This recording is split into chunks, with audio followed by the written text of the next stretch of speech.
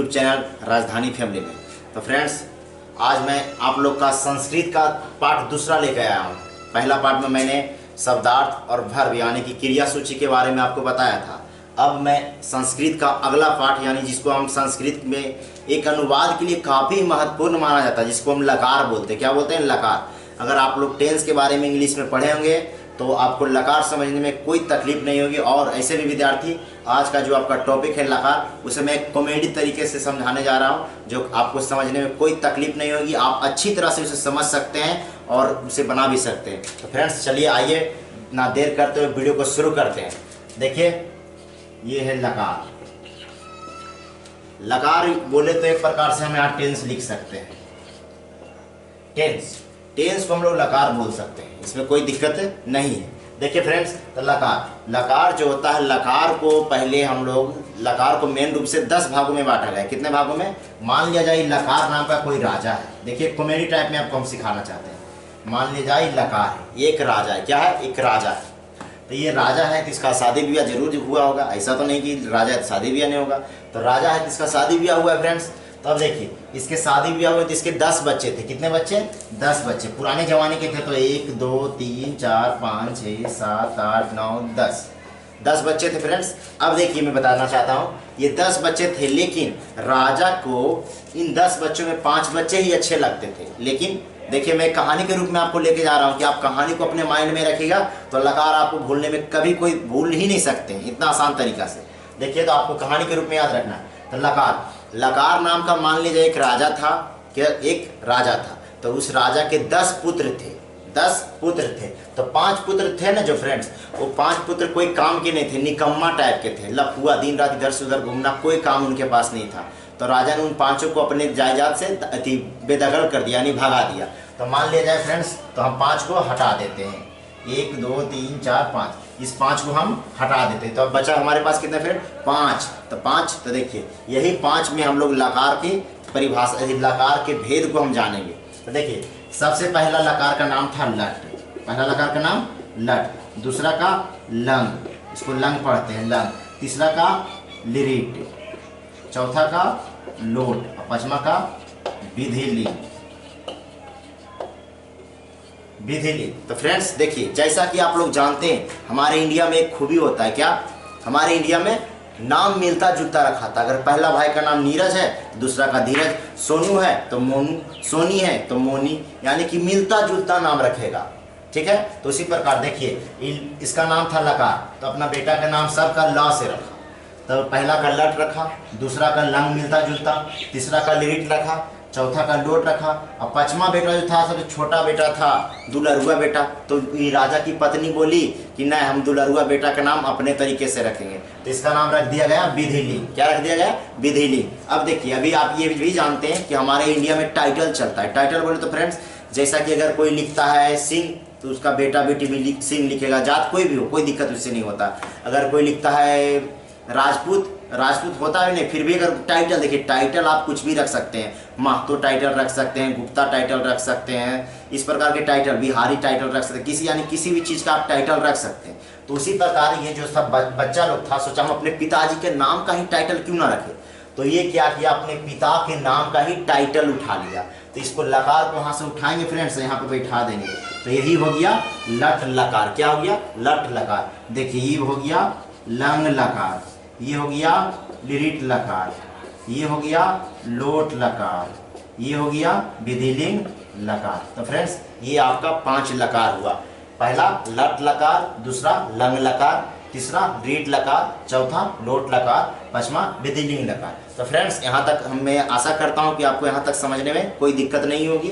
तो ये आपका 5 लकार हुआ। ठीक है फ्रेंड्स, उसके बाद हम आगे देखते हैं कि 5 लकार हुआ फ्रेंड्स। अब देखते हैं इस 5 लकार में ये जो पहला लकार होता है लट लकार, इसे हम लोग वर्तमान काल यानी प्रेजेंट टेंस बोल सकते हैं। क्या बोल सकते हैं? वर्तमान काल। यहाँ पे मैं लिख देता हूँ वर्तमान काल। उसके बाद देखते हैं फ्रेंड्स लंग लकार। लंग लकार का मतलब होता है भूतकाल। लंग लकार का मतलब होता है भूतकाल। तीसरा है लीट लकार। लीट लकार का मतलब होता है फ्रेंड्स फ्यूचर टेंस यानी भविष्य काल या भविष्य काल। भविष्यकाल। चौथा फ्रेंड्स लोट लकार। लोट लकार का मतलब होता है फ्रेंड्स अनुज्ञार्थ। अनुज्ञार्थ इसको जब मैं डिटेल करूंगा तो आपको समझ में आ जाएगा कि अनुज्ञार्थ क्या होता है। ये फ्रेंड्स अनुज्ञार्थ। पांचवा फ्रेंड्स है विधिलिंग लकार। विधिलिंग लकार का अर्थ होता है फ्रेंड्स माने चाहिए। इसका देखिए होता है चाहिए सब। चाहिए सब इसको हम बोल सकते हैं फ्रेंड्स। तो ये आपका हो गया लकार। पहला लट लकार वर्तमान काल, दूसरा लंग लकार भूतकाल, तीसरा लीट लकार भविष्य काल, चौथा लोट लकार अनुज्ञार्थ, पांचवा विधिलिंग लकार चाहिए सब। तो फ्रेंड्स ये था आपका रफ में। अब इसको हम थोड़ा सा ये देखिए फ्रेंड्स, अगर इतनी आसानी से इतना एकदम एक बार मैं फिर से आपको दोहराना चाहता हूँ। राजा यानी कि लकार नाम का कोई एक राजा था, उसके 10 पुत्र थे लेकिन 5 पुत्र उसका कोई काम का नहीं था। 5 पुत्र को उसने बेदखल कर दिया अपने जायदाद से, बचे 5 पुत्र। इसमें पहला पुत्र का नाम था लट, दूसरा का लंग, तीसरा का लीट, चौथा का लोट और पांचवा का विधिलिंग। क्योंकि पांचवा छोटा बेटा था इसलिए उसकी मम्मी ने अपना प्रिय नाम रखा था, दुलरुआ का नाम रखा था। उसी प्रकार में टाइटल सब बैठा लिए तो लट लकार, लंग लकार, लीट लकार, लोट लकार और विधिलिंग लकार। ये आपका 5 लकार है फ्रेंड्स। तो देखिए हम इसको आगे आपको लिखते हैं, देखिएगा फ्रेंड्स। पहला हम लोग लिखते हैं, पहला होता है फ्रेंड्स लट लकार, जिसको हम लोग बोलते हैं वर्तमान काल। क्या बोलते हैं? वर्तमान काल। फ्रेंड्स अगर हमारा राइटिंग आपको थोड़ा सा तकलीफ हो तो उसके लिए मैं क्षमा चाहता हूँ, क्योंकि मुझे बड़ा लिखना ही नहीं आता। मैं शुरू से ही छोटा लिख रहा हूँ ना, तो मुझे बड़ा लिखने की आदत नहीं है। दूसरा देखते हैं फ्रेंड्स लंग लकार। लंग लकार को हम लोग भूतकाल बोल सकते हैं फ्रेंड्स। तीसरा देखते हैं हम लोग लीट लकार। लीट लकार को हम लोग भविष्यत काल बोल सकते हैं, भविष्यत काल। चौथा होता है फ्रेंड्स लोट लकार, जिसको हम अनुज्ञार्थ बोल सकते हैं। पांचवा है विधिलिंग लकार,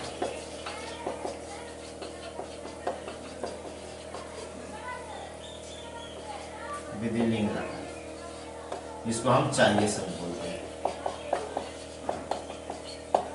चाहिए सब बोलते हैं। चलिए फ्रेंड्स देखिए, यह था आपका लट लकार वर्तमान काल, दूसरा लंग लकार भूतकाल, तीसरा लीट लकार भविष्य काल, चौथा लोट लकार अनुज्ञार्थ, पांचवा विधिलिंग लकार चाहिए सब। ये आपका 5 लकार हुए। अब फ्रेंड इसके मैं बारे में अब आपको डिटेल चर्चा करता हूँ। अगर आप इसको नोट करना चाहते हैं तो आप वीडियो को रोक कर इसको आप नोट भी कर सकते हैं। मैं इसको आगे मिटाकर फिर आपको आगे बताना चाहता हूँ। देखिएगा फ्रेंड्स लट लकार वर्तमान काल। वर्तमान काल का मतलब फ्रेंड्स इतना ही आप सब लोग समझते होंगे। आप लोग 10th के स्टूडेंट होंगे, 9, 7, 8 का स्टूडेंट है, सब जानते हैं। वर्तमान का मतलब होता है प्रेजेंट, यानी जो अभी हमारे इस वर्तमान में चल रहा है, इस समय में अभी जो भी चल रहा है। जैसे मैं अभी पढ़ा रहा हूँ, मैं खा रहा हूँ, मैं जा रहा हूँ, मैं खाता हूँ, पीता हूँ, सोता हूँ। अभी लॉकडाउन का सीजन चल रहा है फ्रेंड्स, अभी आप लोग सब जान रहे हैं लॉकडाउन कोरोना के चलते से, यानी कि अभी हम लोग घर में रह रहे हैं। ये सब प्रेजेंट टेंस का बात आएगा फ्रेंड। तो देखिए लट लकार का मतलब हम लिख सकते हैं इस प्रकार से कि जिस क्रिया के अंत में, जिस क्रिया के अंत में ता ते ती लगा रहे या रहा है, रही है, रहे हैं, रहे तो उसे लट लकार कहते हैं। उसे लट लकार कहते हैं। ये हो गया फ्रेंड्स लट लकार कहते हैं। चलिए दूसरा देखिए, इसका हम एक एग्जाम्पल ले लेते हैं। जैसे मैं पढ़ता हूँ, मैं पढ़ता हूँ, मैं खा रहा हूँ, मैं खा रहा हूँ। इस प्रकार से फ्रेंड ये आपका हो गया लट लकार वर्तमान काल। फ्रेंड्स इसमें ये हो गया आपका लट लकार वर्तमान काल। अब इसका अगला पार्ट हम दिखाते हैं, नंबर 2 लंग लकार। लंग लकार को हम लोग भूतकाल बोलते हैं फ्रेंड्स। देखिए भूतकाल, भूतकाल का मतलब हम लोग सभी जानते हैं, भूत। भूत जानते हैं ना, भूत, वही भूत जो इमली के पेड़ पे रहता है। देखिएगा फ्रेंड्स भूत, लंग लकार भूतकाल। भूतकाल का मतलब होता है जिस काम को हम कर चुके यानी बीत चुका है। जैसे कोई इंसान मर चुका है तो किस काल में आएंगे? भूतकाल में आएंगे। ठीक है फ्रेंड्स, तो भूतकाल देखते हैं हम लोग।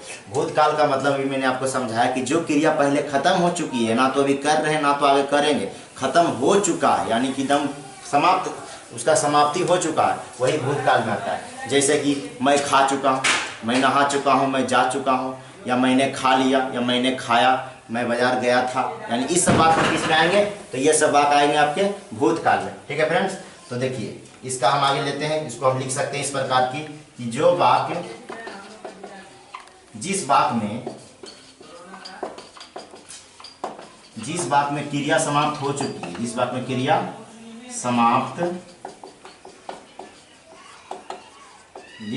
क्रिया समाप्त हो चुकी है उसे भूतकाल कहते हैं, जैसे ले लेते हैं फ्रेंड्स, मैंने खाया। ठीक है फ्रेंड्स, मैंने खाया। तो इस प्रकार से आगे मैं आपको फिर बताऊंगा। ये आपका हो गया दूसरा। फ्रेंड्स हम लोग आते हैं आगे तीसरा में। तीसरा देखिए फ्रेंड्स है लीट लकार। लीट लकार का मतलब होता है भविष्यत काल। देखिए इसको आसान तरीके से समझिए कि जिस क्रिया के अंत में गा गे गी लगा रहे, क्या लगा रहे, जिस क्रिया के अंत में गा गे गी गे लगा रहे या क्रिया भविष्य काल का होने का बोध कराता हो उसे हम भविष्यत काल कहते हैं। इसको हम इस प्रकार लिख सकते हैं कि जिस वाक्य के क्रिया के अंत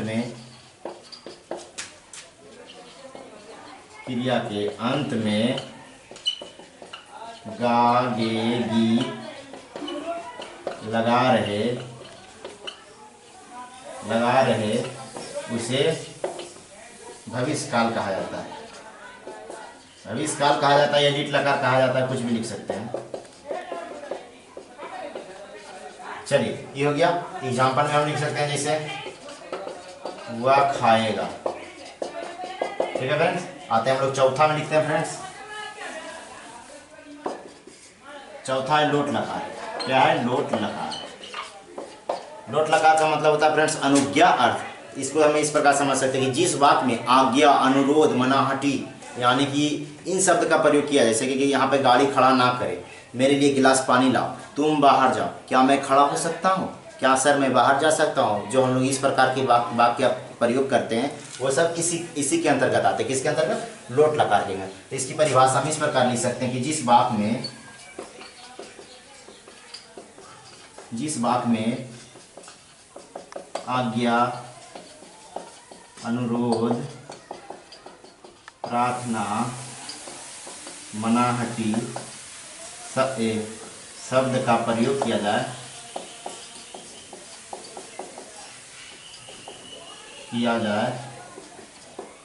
उसे लोट लकार कहते हैं। लोट लकार कहते हैं। जैसे लिखते हैं फ्रेंड्स, क्या मैं बाहर जा सकता हूँ,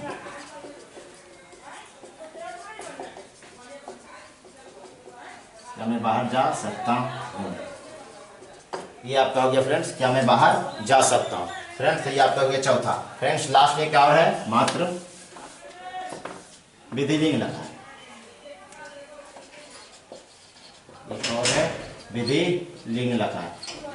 फ्रेंड्स देखिए विधिलिंग लकार का मतलब होता है चाहिए शब्द। चाहिए शब्द होता है, जिस प्रकार हम जान सकते हैं कि चाहिए शब्द का मतलब जिस वाक्य के अंत में चाहिए शब्द लगा रहे, क्या लगा रहे, जिस वाक्य के अंत में चाहिए शब्द लगा रहे उसे हम विधिलिंग लकार कहते हैं। जैसे कि जिस वाक्य के अंत में चाहिए शब्द लगा रहे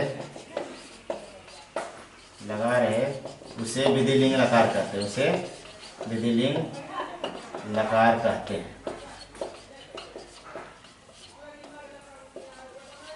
उसे विधिलिंग लकार कहते हैं। जैसे कि लिख सकते हैं यहाँ पे आप, उसे खाना चाहिए, उसे